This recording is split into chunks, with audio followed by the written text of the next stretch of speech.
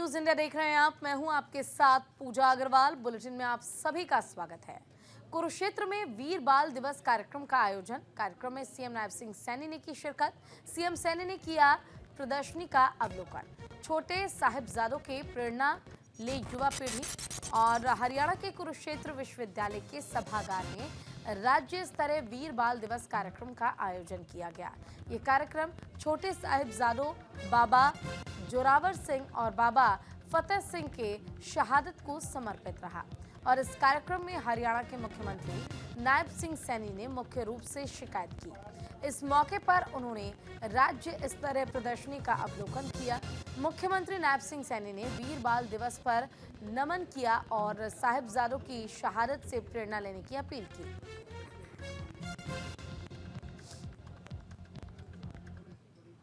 जो हमारे साहिबजादे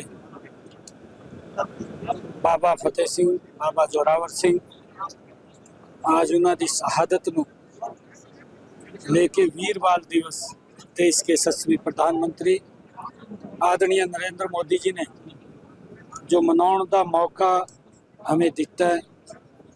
आज पूरे दुनिया विचों उन्हों की शहादत नूं याद किया जा रहा है और आज उन्हों की ही याद विच कुरुक्षेत्र विचों राज्य स्तरीय कार्यक्रम का आयोजन किया गया सी। और भिवानी में राज्यसभा सांसद किरण चौधरी की प्रेस कॉन्फ्रेंस। किरण चौधरी ने कांग्रेस पर साधा निशाना। बाबा साहेब के मुद्दे पर राजनीति कर रही है कांग्रेस। किरण चौधरी ने भूपेंद्र सिंह हुड्डा पर बयान दिया है। उम्र अधिक हो गई है, अन्य नेताओं को दे मौका। हरियाणा के भिवानी में राज्यसभा सांसद किरण चौधरी ने प्रेस कॉन्फ्रेंस की और इस दौरान उन्होंने कहा, बाबा साहेब अंबेडकर के मुद्दे पर कांग्रेस पार्टी राजनीति कर रही है, जिसके चलते कांग्रेस सांसदों ने संसद में 3 दिनों तक प्रदर्शन किया और सदन की आवश्यक कार्रवाई को होने में बाधित किया। कांग्रेसियों को नोटिस देकर संसद के नियम 267 के तहत चर्चा करनी चाहिए थी, जिसके चलते डिजास्टर मैनेजमेंट सहित महत्वपूर्ण बिंदुओं पर सदन चलने में बाधा आई। वहीं उन्होंने आरोप लगाया कि कांग्रेस नए आदमी को आगे नहीं बढ़ने देती। उन्होंने भूपेंद्र सिंह हुड्डा को सलाह दी कि उनकी उम्र अधिक हो गई है, अब उन्हें आराम कर कांग्रेस के नए नेताओं को संरक्षण देना चाहिए।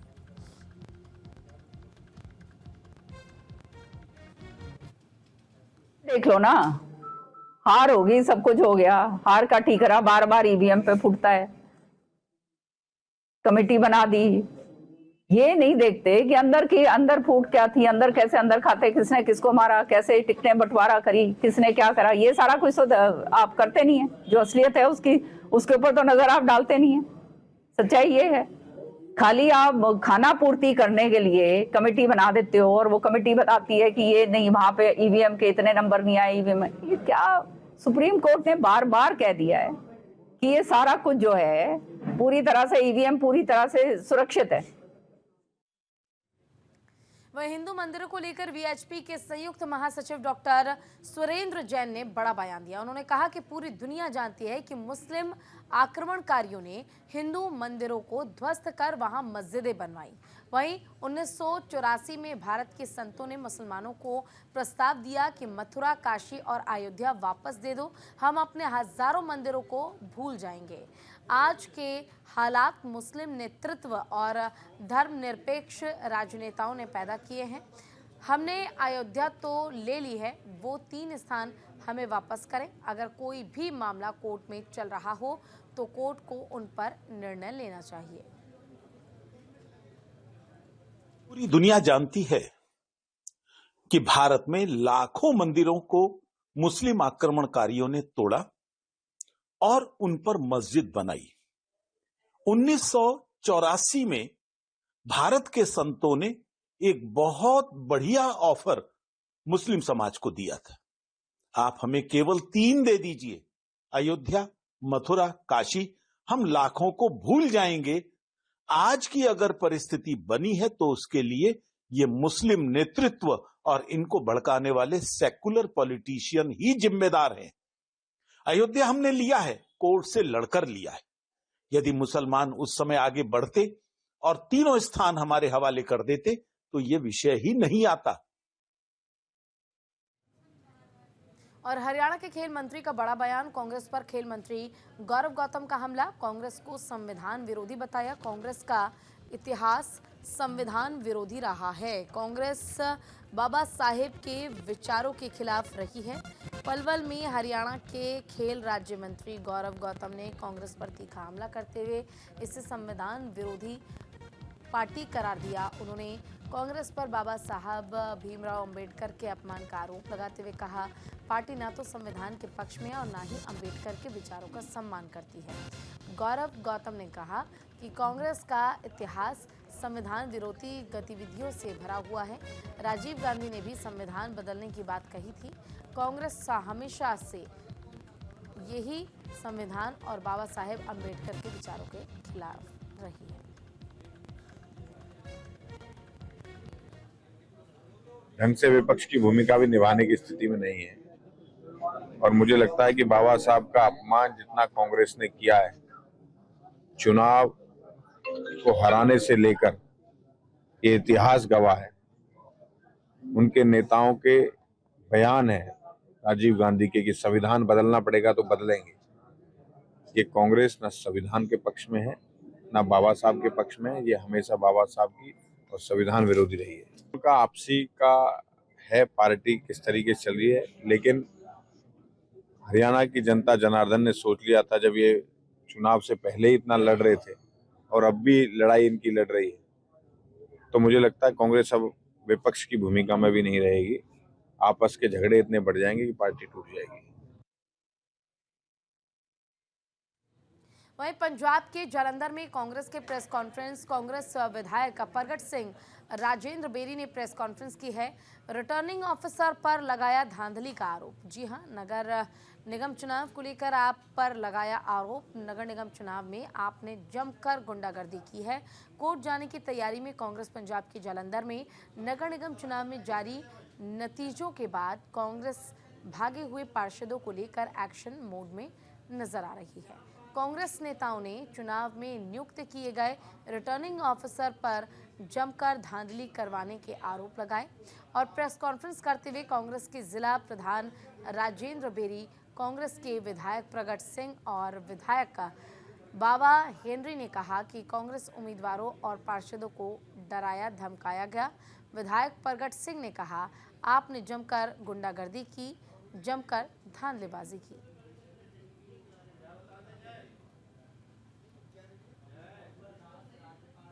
मैं ਤੁਹਾਨੂੰ ਸਾਰਿਆਂ ਨੂੰ ਜੀ ਆਇਆਂ ਕਹਿੰਦਾ ਔਰ ਧੰਨਵਾਦ ਕਰਦਾ ਕਿਉਂਕਿ ਜਿਹੜਾ ਡੈਮੋਕ੍ਰੇਸੀ ਦਾ ਫੋਰਥ ਪਿਲਰ ਹੈ, ਤੁਸੀਂ ਹਮੇਸ਼ਾ ਹੀ ਜਿਹੜੀਆਂ ਇੰਸਟੀਟਿਊਸ਼ਨਸ ਹੈ ਉਹਦੇ ਤੇ ਉਹਨੂੰ ਆਗਾਹ ਕਰਨ ਲਈ ਹਮੇਸ਼ਾ ਖੜੇ ਰਹਿੰਦੇ ਹੋ। ਅੱਜ ਦਾ ਖਾਸ ਕਰਕੇ ਮਕਸਦ ਜਿਹੜਾ ਅੱਜ ਦੀ ਪ੍ਰੈਸ ਕਾਨਫਰੰਸ ਦਾ ਕਿ ਜਿਹੜੀ ਇੰਸਟੀਟਿਊਸ਼ਨਸ ਨੂੰ ਜਿਹੜੀ ਢਾਹ ਲੱਗ ਰਹੀ ਹੈ, ਕਿਉਂਕਿ ਡੈਮੋਕ੍ਰੇਸੀ ਹੋਰ ਕੁਝ ਨਹੀਂ ਹੁੰਦੀ, ਇੰਸਟੀਟਿਊਸ਼ਨਸ ਦਾ ਖੜਾ ਰਹਿਣਾ ਹੀ ਡੈਮੋਕ੍ਰੇਸੀ ਹੁੰਦੀ ਹੈ। ਔਰ ਚਾਹੇ ਪੁਲਿਸ ਹੋਵੇ, ਚਾਹੇ ਸਿਵਲ ਐਡਮਿਨਿਸਟ੍ਰੇਸ਼ਨ ਹੋਵੇ, ਚਾਹੇ ਇਲੈਕਸ਼ਨ ਕਮਿਸ਼ਨ ਹੋਵੇ ਜਾਂ ਇਲੈਕਸ਼ਨ ਕਮਿਸ਼ਨ ਦਾ ਐਕਸਟੈਂਡਡ ਜਦੋਂ ਇਲੈਕਸ਼ਨ ਅਨਾਉਂਸ ਹੋ ਜਾਂਦੀ ਹੈ, ਜਦੋਂ ਕੋਡ ਆਫ ਕੰਡਕਟ ਲੱਗ ਜਾਂਦਾ ਤੇ ਜਿਹੜੀ ਬਿਊਰੋਕ੍ਰੇਸੀ ਆ ਉਹ ਇਲੈਕਸ਼ਨ ਮਸ਼ੀਨਰੀ ਦੇ ਤੌਰ ਤੇ ਕੰਮ ਕਰਦੀ ਹੈ। और हरियाणा के कैथल में किसानों ने की भूख हड़ताल। किसानों ने किया एक दिन का धरना प्रदर्शन। अपनी मांगों को लेकर सरकार के खिलाफ की नारेबाजी। सरकार किसानों की मांग को लेकर कर रही है टालम टोल। खबर हरियाणा के कैथल से है, जहां पर किसानों ने जिला सचिवालय पर एक दिन की भूख हड़ताल और धरना दिया। काफी संख्या में किसानों ने जिला सचिवालय पर एक दिन की भूख हड़ताल की और सरकार के खिलाफ नारेबाजी की। किसान नेता होशियार गिल, अजीत सिंह हाबड़ी सहित दूसरे नेताओं ने कहा कि किसान 1.25 साल तक दिल्ली में प्रदर्शन करते रहे और एमएसपी और अन्य मांगों को लेकर सरकार से मांग करते रहे, लेकिन उसके बाद सरकार टालमटोल करती रही। हमारी मांग है तो सभी को पता है। जब 13 महीने हम दिल्ली बैठे थे और नरेंद्र मोदी जी ने कहा था वे मेरे कोई तपस्या में कमी रहेगी, मेरे समझाने में कमी रहेगी, मैं जो भी किसानों की डिमांड है मैं उनको पूरी करूंगा, आप घर जाएं। और 13 महीने बैठ के हम उसका विश्वास पर आगे और कई साल नोटिस देते रहे, सभी ने अपने अपने संगठनों ने सभी ने ज्ञापन भी दिया और आंदोलन भी किए छोटे मोटे उनको याद दिलवाने के लिए। लेकिन फिर 13 फरवरी से हम 10 महीने से नौरी बॉर्डर पर बैठे हैं और एक वहाँ लगातार बैठते हुए भी किसी ने बात नहीं की। तो सरकार कह रही है आप दिल्ली जा सकते हो, जब पैदल भी नहीं जाने दिए, ट्रैक्टर लेके तो कहाँ जाने देते। फिर सरदार जगजीत सिंह डल्लेवाल ने ये सोचा भाई क्यों किसी के बच्चे मरवाए, मैं अपने खुद जान अपने निछावर करूँगा। अपना जो भी शहीदी का जो प्याला है वो पीने के लिए वो बैठे हैं 1 महीना के लिए। देखिए, रणनीति तो जो हमारे किसान संगठन बॉर्डरों पर बैठे हैं वो बना कर देते हैं, लेकिन आज उन्होंने हमसे कहा है कि पूरे भारत में सुबह 10 बजे से 4 बजे तक आमरण अनशन पर बैठना है। क्यों भूख हड़ताल पर बैठना है? क्योंकि पिछले 31 दिन से हमारे किसान नेता जगजीत सिंह डल्लेवाल जी किसानी मुद्दों के लिए आंदोलन पर बैठे। और अब खबर पंजाब के भटिंडा से है, जहां पर भटिंडा डेरा बाबा राधा स्वामी के मुखी गुरिंदरजीत सिंह ढिल्लों अपने डेरे पर पहुंचे, जहां पर उन्होंने भटिंडा के ग्रीन सिटी कोठी में जत्थेदार ज्ञानी हरप्रीत सिंह के निवास स्थान पर उनसे मुलाकात की। बता दें कि इससे पहले जत्थेदार ज्ञानी हरप्रीत सिंह के चल रहे विवाद को लेकर 15 दिन के लिए उनकी जत्थेदार सेवाएं देने पर पाबंदी लगा दी गई थी।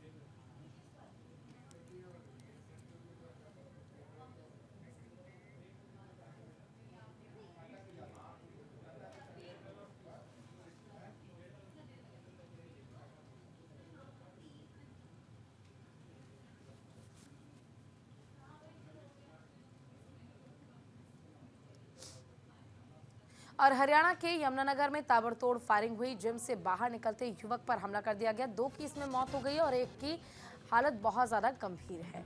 बदमाशों ने 50 राउंड से ज़्यादा की फायरिंग की है और हरियाणा के यमुनानगर के खंड रादौर के खेड़ी लखा सिंह में 3 युवकों पर बाइक सवार नकाबपोशों ने ताबड़तोड़ फायरिंग शुरू कर दी, जिसमें 2 लड़कों की मौत हो गई जबकि एक की हालत काफ़ी गंभीर है, जिसे शहर के गाबा अस्पताल में इलाज के लिए भर्ती कराया गया।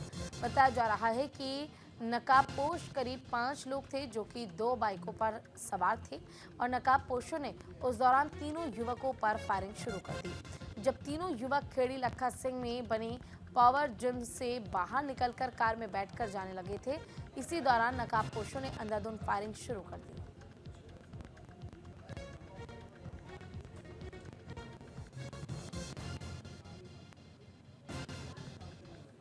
चाचा का बेटा है मेरा वीरेंद्र, ये हर रोज़ जिम पे जाता था सुबह जिम करने के लिए। आज भी हर रोज़ की भांति सुबह जिम करने गया था घर से 6:30 बजे।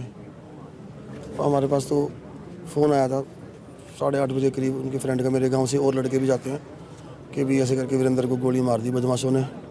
5-6 लोग थे वो। तो फिर बाद में गाबा हॉस्पिटल में ले आए थे। यहाँ पर डॉक्टर ने उनको डेड डिक्लेयर कर दिया। नहीं, हमारी तो किसी साथ कोई खुंदक थी नहीं कभी, ना वीरेंद्र की थी किसी से। उसने कभी किसी को कभी हाथ नहीं लगाया, टच नहीं किया, उंगली नहीं। मैडम, हमें तो सुबह से कॉल आया था कि भाई ऐसे ऐसे फायरिंग हुई है और गोली लगी है। यहाँ आने के बाद पता लगा कि चलो भाई वो डेथ हो चुकी है। अभी कुछ नहीं पता मैम, बाकी तो पोस्टमार्टम में पता लगेगा कितनी गोलियाँ हैं, कहाँ कहाँ पे कैसे। अपनी नॉलेज में ऐसा कुछ नहीं। एक बेटा है 2.5 साल का। इसी पर ज़्यादा जानकारी के लिए हमारे साथ हमारी सहयोगी वीना अरोड़ा जुड़ गई हैं। वीना, देखिए यमुनानगर में ताबड़तोड़ फायरिंग की गई और सरेआम 2 लोगों की जान ले ली गई। क्या पूरा मामला, इसके पीछे का कारण क्या बताया गया और अब तक जांच कहां पहुंची है? जी बिल्कुल, अपने आप में एक बहुत तैनात यमुनानगर के रादौर के लखा नजर आया है, जहाँ सुबह 6:30 बजे फायरिंग होती है, जब वीरेंद्र, पंकज और अर्जुन तीनों जिम में अपनी जिम में सवार होकर जिम के लिए आते हैं। लेकिन जैसे ही वो जिम से बाहर आते हैं 5 नकाबपोशों द्वारा उनके ऊपर ताबड़तोड़ फायरिंग कर दी जाती है। लगभग 100 के करीब तो गोलियां वहां पर चली। फिर पंकज की बात करें तो पंकज को 17 गोलियां लगी हैं, वीरेंद्र को 7 गोलियां लगी हैं और जो घायल है अर्जुन उसको भी 8 गोलियां लगी हैं, जबकि वीरेंद्र और पंकज की तो मौके पर ही मौत हो गई थी। और अगर हम अर्जुन की बात करें तो अर्जुन अभी भी अस्पताल में वो सीरियस है। अगर पुलिस की बात करें तो पुलिस का ये कहना है कि इस मामले की पूरी जाँच की जा रही है।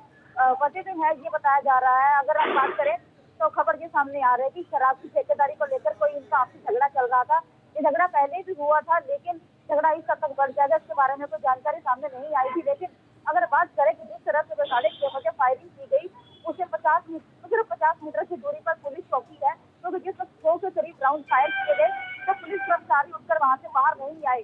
वहां पर एक चौकी वाला था जो घायल अर्जुन था उसको उठाकर अंदर ले गया, लेकिन जो नकाबपोश थे उन्होंने अस्पताल में घुस पर भी उस युवक पर गोलियां चलाई। कहीं ना कहीं अपने आप में बहुत दिल दहला देने वाला मामला जो है वो यमुनानगर में सामने आया है। जबकि एसपी का ये कहना है कि इस मामले में जगह जगह पर दबिश की जा रही है, जो भी आरोपी हैं उनको जल्दी गिरफ्तार कर लिया जाएगा। तो क्या आरोपियों की पहचान नहीं हो पाई है, ये कहा जाए? सीसीटीवी फुटेज के आधार पर लगातार बताइए। तस्वीरों में आप देख सकते हैं कि 5 आरोपी जैसे उन्होंने नकाब पहन रखे थे, जैसे जैसे उनकी गोलियां खत्म हो रही थी उनके पास पिस्टल उनके हाथों में मौजूद थे, उनकी गोली खत्म हो रही तो दूसरा साथी उनको करने के लिए साथ ही साथ गोलियां दिए जा रहे थे।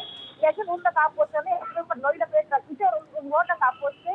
जबकि पुलिस का ये कहना है कि उनको जल्दी जो है पुलिस चैन को दबिश कर रही थी जगह पे, ताकि उनको जल्द गिरफ्तार किया जा सके, क्योंकि नकाब के चलते तो पहचान पाना मुश्किल जरूर हो रहा है। क्योंकि अगर बात हम शराब की ठेकेदारी से जोड़कर करें तो कहीं ना कहीं इस मामले को जल्दी सुलझा लिया जाएगा। शुक्रिया आपका इस तमाम जानकारी के लिए।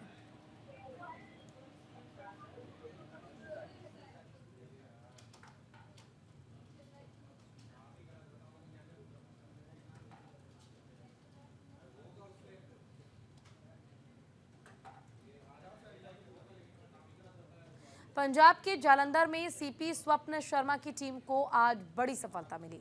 जालंधर कमिश्नरेट पुलिस और जग्गू भगवानपुरिया गैंग के बीच मुठभेड़ हुई, जिसमें एक कुख्यात बदमाश गंभीर रूप से घायल हो गया। मिली जानकारी के मुताबिक पुलिस और गैंगस्टर्स के बीच गोलीबारी तब शुरू हुई जब पुलिस ने गिरफ्तारी किए गए गैंगस्टर में से एक से हथियार बरामद करने का प्रयास किया। इस मुठभेड़ के बाद गिरोह के 3 गैंगस्टर को पुलिस ने गिरफ्तार कर लिया है।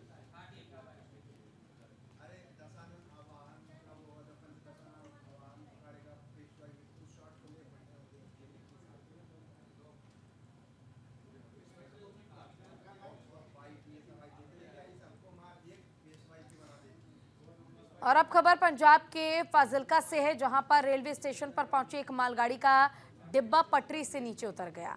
यह हादसा उस वक्त हुआ जब गेहूं के बाग मालगाड़ी में लोड किए जा रहे थे कि अचानक डब्बा पलट गया, जिससे डिब्बे में मौजूद मजदूर घबरा गए, जिन्हें बाकी मजदूरों ने तुरंत सुरक्षित बाहर निकाला। मौके पर पहुंची पुलिस ने मामले की जांच शुरू कर दी है।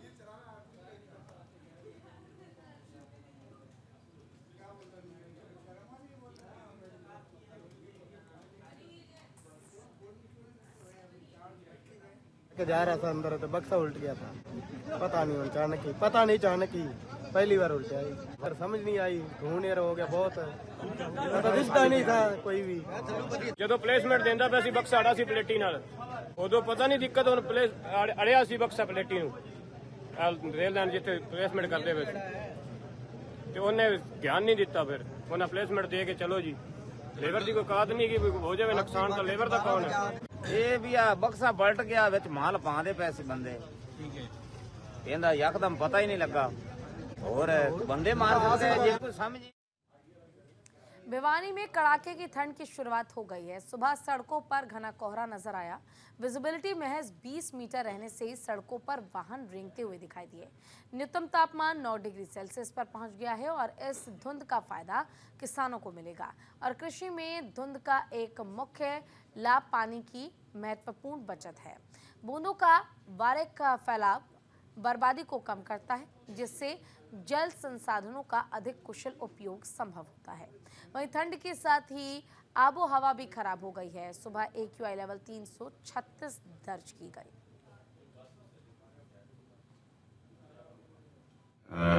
जो नगर परिषद भिवानी है और बाकी जो नगर पालिकाएँ हैं उनके सेक्रेटरीज को और DMC साहब को हमने निर्देश कर दिए हैं कि जो रैन बसेरों में जो प्रॉपर उचित व्यवस्था की जाए, ताकि रात को अगर कोई वहाँ पर रुकना चाहता है तो किसी तरह की कोई दिक्कत ना हो। तो मुझे बताया गया कि एक तो भिवानी बस स्टैंड पे रैन बसेरे की व्यवस्था है और एक नगर परिषद जो कार्यालय है उसके पास इसकी व्यवस्था है। इसी तरह मैंने बाकी जो तीनों नगर पालिका हैं उनको भी निर्देश दिए गए हैं कि वो वहाँ पे इसके रैन बसेरे की व्यवस्था करें, और कोई ऐसा गरीब या असहाय व्यक्ति अगर सड़क पर मिलता है तो उसको वहाँ से उठाकर संबंधित रैन बसेरे में उसको रखने की और उसके पुनर्वास के लिए आदेश दिए गए। जैसे कोहरा बढ़ जाता है तो एक्सीडेंट्स बढ़ने भी थोड़े से ज़्यादा चालू हो जाते हैं, तो हमारा पूरा प्रयास ये है कि हम एक्सीडेंट्स को मिनिमाइज़ कर सकें।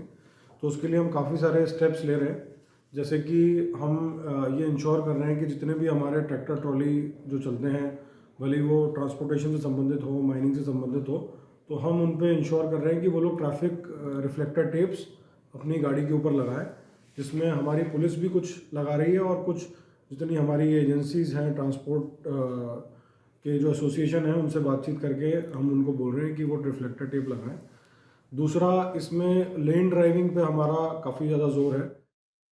हरियाणा सरकार ने साल 2025 के लिए छुट्टियों का कैलेंडर जारी कर दिया और इस कैलेंडर में कुल 56 छुट्टियां निर्धारित की गई हैं, जिनमें 25 गजटेड अवकाश, 9 सार्वजनिक अवकाश और 14 वैकल्पिक अवकाश शामिल हैं। मुख्य सचिव विवेक जोशी की ओर से जारी इस कैलेंडर में छुट्टियों का पूरा स्केड्यूल सार्वजनिक किया गया है और सभी सरकारी कार्यालय, शिक्षण संस्थान और संबद्ध संस्थान इस कैलेंडर का पालन करेंगे। वहीं हरियाणा में आए दिन सड़क हादसे थमने का नाम नहीं ले रहे हैं, जहां जिंद NH 352A पर पंजाब के युवकों के साथ हादसा हो गया। घने कोहरे के कारण अज्ञात वाहन ने गाड़ी को जोरदार टक्कर मार दी। सड़क हादसे में एक युवक की मौके पर ही मौत हो गई, जबकि 4 युवक गंभीर रूप से घायल हो गए और सूचना मिलते ही पुलिस मौके पर पहुंची है और परिजनों की शिकायत पर अज्ञात वाहन के खिलाफ मामला दर्ज किया गया है। सर, इंफॉर्मेशन यही मिली कि मेरे पास तो फोन आया था कि ऐसे ऐसे मतलब एक्सीडेंट हो गया, अभी आप जल्दी से आ जाओ। कभी जाके देखो, एक की तो डेड ही मिली थी बॉडी। गाड़ी में 4 लोग बता रहे हैं, 5 लोग। अब ये तो पता नहीं जी, अपने पास तो फोन आया था कि जल्दी से जल्दी यहाँ पे पहुँचो बस। उम्र इसकी कोई 25 के लगभग होएगी, 25-26। यह अननोन व्हीकल के साथ हुआ है, यू टर्न करते हुए किसी अननोन व्हीकल के साथ हुआ है, जिसमें एक एक्सपायर हो गया एट द स्पॉट और 2-3 और इंजर्ड हैं, जिनको BPS कानपुर में रेफर किया गया है। धुंध की वजह से हो गया सुबह। ये बम्बेवा गाँव के पास 4-5 लोग सवार थे। और हरियाणा के फरीदाबाद में गुज्जर महोत्सव का आयोजन किया गया था सूरजकुंड मेले में, जिसमें अरुण अंबावता जौनपुरिया से भी मुलाकात हुई लोगों की, जिन्होंने यहां पर शिरकत की और इस दौरान उन्होंने कहा कि वो अपनों के बीच पहुंचकर काफ़ी खुश हैं। उन्होंने पंजाबी से लेकर कई भाषा में गाने को गाया और अपने समाज के लिए पहली बार उन्होंने गाना बनाया और गाया भी। वहीं गुज्जर महोत्सव में अरुण जौनपुरिया को मोमेंटो देकर सम्मानित किया गया।